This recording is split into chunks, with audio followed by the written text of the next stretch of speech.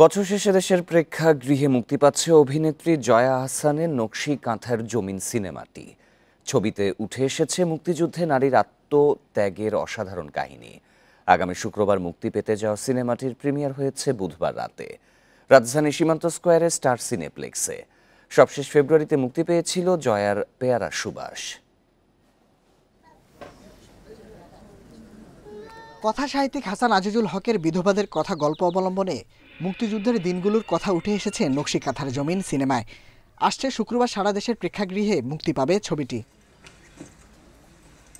মুক্তিযুদ্ধের প্রেক্ষাপটে নির্মিত ছবির গল্প এগিয়েছে দুই বোন রাহেলা ও সালেহাকে ঘিরে।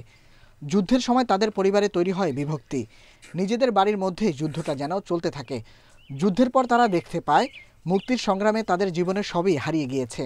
পরে তারা নকশি কাঁথার মধ্যে ফুটিয়ে তোলেন তাদের জীবন সংগ্রামের গল্প।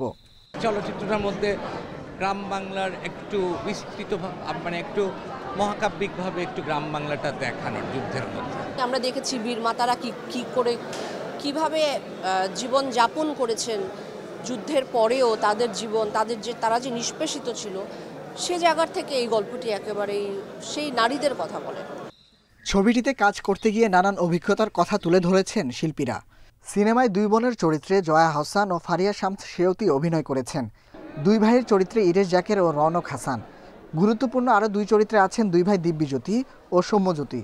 আমার গায়ের রং কালো ছিল, গায়ের রং ফর্সা ছিল, তো আমার মনে হয় দর্শকরা আলাদা করতে পারবেন। এবং আমাদের ফিল্মেও আমাদের ক্যারেক্টারটা খালাতো ভাই এবং চাচাতো ভাই। আমি এখানে রাহেলার কিশোরী চরিত্র অভিনয় করেছি এবং চরিত্রটা হচ্ছে চরিত্র নিয়ে বলতে চাই চরিত্রটা খুব গম্ভীর, অনেক চুপচাপ, বেশি কথা বলে না।